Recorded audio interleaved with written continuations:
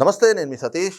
YS జగన్పై విమర్శలు చేస్తున్న వైఎస్ షర్మిలను టార్గెట్ చేసిన వైసీపీ మరి ఈ రోజున ఒక్కసారిగా మొత్తం షర్మిలను టార్గెట్ చేస్తూ వైఎస్ఆర్ కాంగ్రెస్ పార్టీ నాయకులు అటు ఆర్కే రోజా, ఇటు సజ్జల రామకృష్ణారెడ్డి, మరి వీళ్ళందరూ చేస్తున్నటువంటి ఆ ఎదురుదాడి వెనక అసలు మర్మం ఏమిటి? ఇవే అంశాలు మనతో చర్చించేందుకు సోషల్ యాక్టివిస్ట్ శ్రీలీల గారు ఉన్నారు. మేడం నమస్తే. నమస్తే అండి. మేడం, మనం చూసాము నిన్నటి వరకు పవన్ కళ్యాణ్ గారిని దత్తపుత్రుడు అంటూ జగన్మోహన్ రెడ్డి దగ్గర నుంచి ఆ పార్టీ నాయకులంతా విమర్శించుకుంటూ వచ్చారు.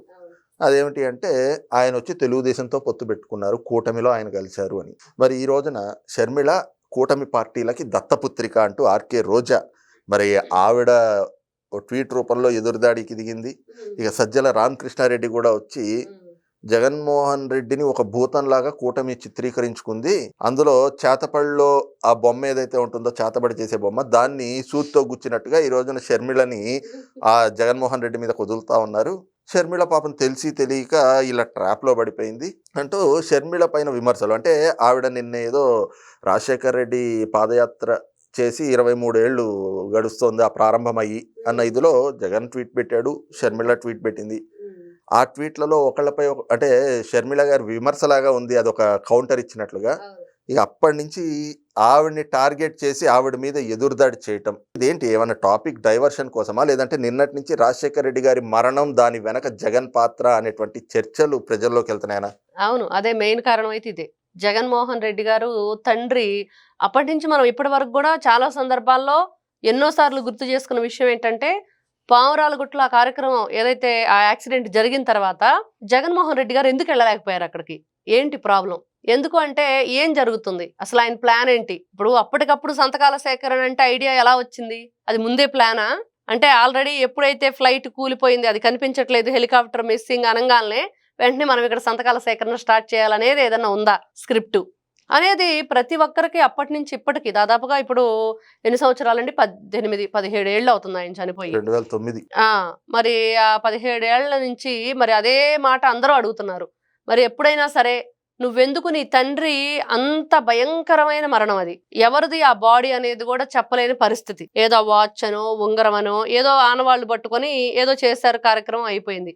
మరి అలాంటి జరిగినప్పుడు ఏ బిడ్డైనా పరిగెత్తుకుంటూ వెళతాడు కదా, అసలు ఏం జరిగింది అక్కడ చూడాలి కదా. అది మరి ఎందుకు వెళ్ళలేదు జగన్మోహన్ రెడ్డి అంటే ఈ రోజున సమాధానం లేక వీళ్ళు వంకలు లేనమ్మ డొంకలు పట్టుకొని ఎదిగినట్లుగా ఒకవైపు సజ్జల రామకృష్ణారెడ్డి అయినా, ఇటు ఇంకా రోజా మీరు అన్నట్లుగా ఈ రోజా మాట్లాడిన మాటలు ఏంటంటే, నిజంగా ఏం చేయాలి నిన్ను?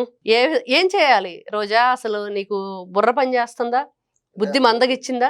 నోటికి హద్దు అదుపు లేదన్నట్లుగా లేదు పవన్ ఆవిడకి. కళ్యాణ్ గారి విషయంలో ఎలా మాట్లాడిందో ఆవిడ చూసాను. అవును. ఆయన్ని దత్తపుత్రుడు అన్నారు, ఇవాళ ఈవిని దత్తపుత్రిక అంటుంది. అసలు దత్తపుత్రిక పుత్రుడు కాదండి, లోకేష్ గారిని వాడు వీడేగా గతంలో వీళ్ళు మాట్లాడింది. ఆ వీడియోలో ఒకసారి పెట్టుకొని చూస్తే కడుపు మండిద్ది ఎవరికైనా. వదిలిపెట్టాలా ఇట్లాంటి వాళ్ళని? ఎందుకు ఊరుకుంటున్నారు? పప్పు అంది, ఇంకేదో అంది, వాడు వీడు అని చెప్పేసి ఇంకా ఆవిడ నోటికి ఒక అదుపు లేదు అనేది పదే పదే నిరూపించుకుంటుంది. మళ్ళీ ఇంకోసారి నిరూపించుకోవడానికి ఈ ట్వీట్ చేసింది. ఈ రోజున ఈవిడ మాట్లాడుతున్నట్లుగా సునీత గారైనా, షర్మిల గారైనా, లేకపోతే వైఎస్ విజయలక్ష్మి గారైనా అందరూ నారా చంద్రబాబు నాయుడు గారు మాట వింటున్నారు అంటే మరి ఆవిడ పాదయాత్ర చేసినట్లుంది కదా. అది కూడా నారా చంద్రబాబు నాయుడు గారు చేయమంటే చేసిందా? వాళ్ళ జగనన్న కోసం?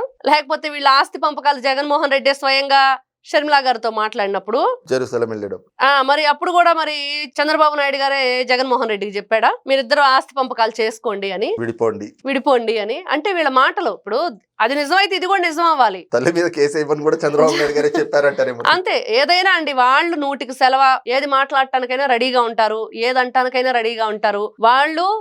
ఇంకా ఏ విధంగా చెప్పుకోవాలి? మేము నీచులం, మాకు బుద్ధి లేదు, మేము ఇంతే ఉంటాము, మా వైఎస్ఆర్సీపీ పార్టీకి మేమందరం బ్రాండ్ అంబాసిడర్, మనం చెప్పుకున్నాం వాళ్ళకి ఫ్యాన్ గుర్తు కాదు గొడ్డలు గుర్తుంటే కరెక్ట్ అని. మరి బ్యాచ్ అంతా కూడా తల ఒక కోడికత్తి అనమాట. ఈ కోడికత్తి బ్యాచ్ అంతా ఏం మాట్లాడిద్ది అంటే ఇలాంటి మాటలే. ఒక అన్న వదిలిన బాణం అని ఆ రోజున ఆవిడ వస్తే మరి ఆ బాణంతో మరి ఎవరైతే విజయలక్ష్మి బైబుల్ పట్టుకొని తిరుగుతూ ఈవిడ గాలం వేసింది జనాలకి. తండ్రి చావు మేళం జగన్మోహన్ రెడ్డికి ఏ విధంగా అయ్యి ఒక బాణం, ఒక గాలం, ఒక మేళం అన్ని సూట్ అయ్యి ఈయన సీఎం అయ్యాడు చివరికి. అదే కదా ఆ రోజున జరిగింది. మరి ఈ రోజున దాంట్లో ఆ రోజున విజయలక్ష్మిని జగన్మోహన్ రెడ్డిని తిట్టలేదా బొత్స సత్యనారాయణ? అందరికి తెలుసు. ఈ రోజున కొత్తగా గుర్తు చేసుకునేది ఏముంది? పాపం బొత్స సత్యనారాయణ అయ్యో ఏం ఏడ్చాడండి. పాపం గొడ్డలు గుర్తొచ్చుండిద్ది, బాత్రూమ్ సీన్ గుర్తొచ్చిండిద్ది. ఇప్పుడు జగన్మోహన్ రెడ్డి కబందాస్తాల్లో నేనెట్లా చిక్కున్నాను రా బాబు, ఇప్పుడు బయటికి ఎట్లా రావాలని చెప్పి బోర్ను వెలిపించాడు. అంతమించి ఉన్నమాట అంటే ఉలికెక్కువని ఎక్కెక్కి ఏడ్చాడు. ఇట్లాంటి వ్యక్తులు మీరు మీ పనికి మాలిన ఆలోచనలు, మీ మాటలు ఈ రోజున మాట్లాడితే ఈ రోజా పెట్టిన ట్వీట్ చూస్తుంటే, మరి ఒకప్పుడు అదే షర్మిల జగన్మోహన్ రెడ్డి గారు సొంత చెల్లెలు మరి ఆయన్ని జైల్లోంచి బయటకు తీసుకొచ్చిన తర్వాత సీఎం చేయడానికి ఎంత కష్టపడింది, మరి దానికి ఏం సమాధానం చెప్తావు? వాళ్ళ ఆస్తులు వాళ్ళు ఏదో తన్నుకు చేస్తున్నారు, నీకెందుకు మధ్యలో? అసలు నీకేమి సంబంధం ఉండి ఈ రోజున వాళ్ళ అన్న చెల్లెల గురించి మాట్లాడుతున్నావు? నీకు సంబంధం లేని విషయాలు అవి. ఆవిడ ఇప్పుడు వాళ్ళ బాబాయిని మా గొడ్డలతో మేము వేసుకున్నాం మా బాబాయిని అంటున్నారు, నీకేం సంబంధం? ఈ రోజున వివేకం మూవీ చూస్తే తెలుస్తుంది ఎవరు ఏంటనేది. అలాగా వీళ్ళు వైఎస్ఆర్సీపీ పార్టీ అంటేనే ఈ రోజున ఏంటి అనేది అందరికి అర్థమవుతుంది. అంటే కేవలం ఈ రోజున మా విగన్ అనే అంశం పైన ప్రజల్లో విస్తృతమైన చర్చ జరుగుతోంది. జగన్ ఆలోచన ఆచరణ సాధ్యమని ప్రజలందరూ చర్చించుకుంటున్నారు. అందుకని ప్రజల దృష్టి మరల్చడానికి రాజశేఖర రెడ్డి మరణం అని చెప్పి తెరపైకి కొత్త అంశాన్ని తీసుకొచ్చారు. కొత్త అంశం ఏముంది, పాత అంశమే అది. ఈ రోజు కొత్తగా ఉందండి. ఇప్పుడు అదే అనుకుంటాం 17 ఏళ్ళ నుంచి అందరం మాట్లాడుకునే మాటే. జగన్మోహన్ రెడ్డిని ఒకటే అడుగుతున్నాం.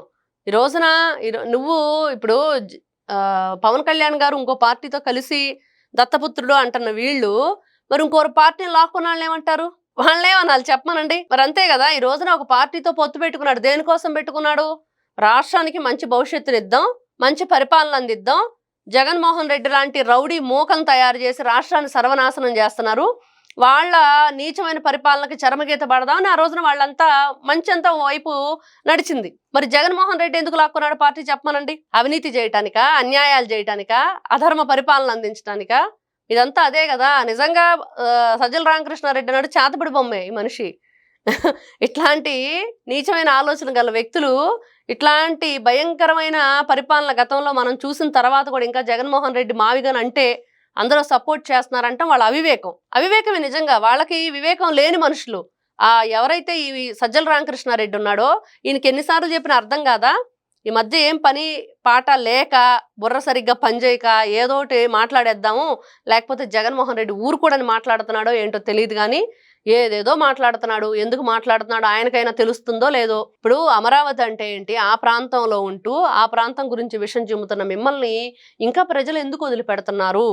వదిలిపెట్టకూడదు కదండి. అసలు మాట్లాడే అవకాశం ఇవ్వకూడదు కదా. నిన్నే కదా కోర్టు వీళ్ళకి గట్టిగా వేసింది మొట్టికాయలు. అయినా కూడా మాకు బుద్ధి లేదు, రాదు అన్నట్లుగా ప్రవర్తిస్తున్న వీళ్ళని ఏ విధంగా చూడాలి? ఇక్కడ షర్మిల గురించి మాట్లాడే హక్కు ఆవిడకి లేదు, రాష్ట్రం గురించి మాట్లాడే హక్కు సజ్జల రామకృష్ణారెడ్డికి అంతకంటే లేదు. ఇది గుర్తుపెట్టుకోవాలి. ఎందుకంటే వాళ్ళు గతంలో ఆంధ్రప్రదేశ్ గురించి ఏమైనా మంచి చెడు ఆలోచించారా? షర్మిల గారు గతంలో వాళ్ళ అన్న గురించి ఏం ఆలోచించిందో రోజా గారికి కూడా తెలుసు. మరి కాబట్టి వాళ్ళ కుటుంబ వ్యవహారాలు, ఇది రాష్ట్రం వ్యవహారం. ఎందుకంటే రాష్ట్రంలో మీరు పనికిమాలిన మనుషులుగా మిగిలిపోయారు. మీ వల్ల రాష్ట్రానికి ఉపయోగం లేదని తెలుసుకున్న తర్వాత మీకు 11 ఇచ్చి పక్కన పడేశారు. కాబట్టి రాష్ట్రం గురించి మాట్లాడే హక్కు వైఎస్ఆర్సీపీ పార్టీ నాయకులకి జగన్మోహన్ రెడ్డి గారితో సహా లేదనేది మాత్రం వాస్తవం. థాంక్యూ. నమస్తే.